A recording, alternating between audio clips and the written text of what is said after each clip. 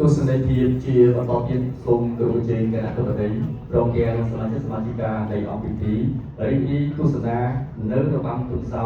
ដែលសម្ដែងដោយសិល្បករនៃនាយកដ្ឋានសិល្បៈទស្សនីយភាពសូមគោរពជ័យរីករាយទស្សនាដូចតទៅ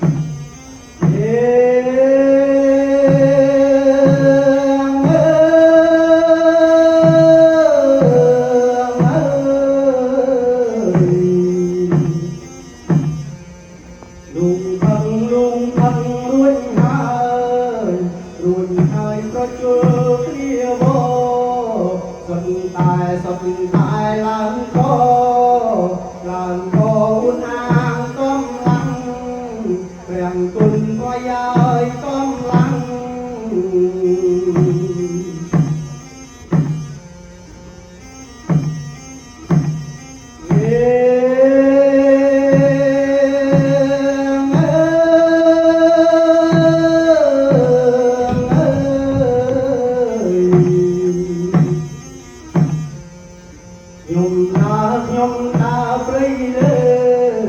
ព្រៃលើស្លឹកឈើវែងវែងបាំងប្លង់ស្លឹកត្បែងស្លឹកត្បែងកន្លែងរងស៊ីរាំងគុណថ្លៃឲ្យរងស៊ី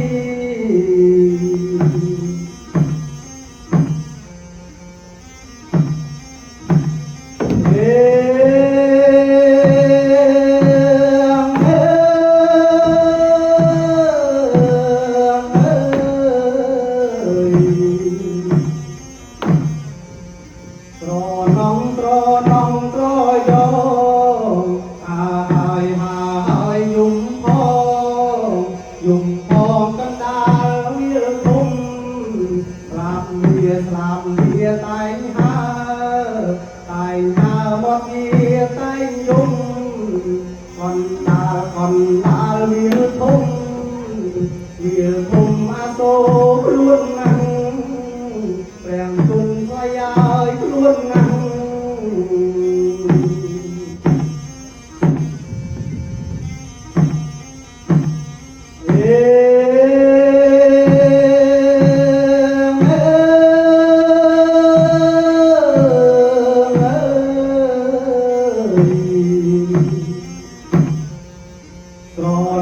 ត្រណងវាវែវាបាត់កនសែវាវែគេហៅវាអីព្រះគុណលោកហើយវាអី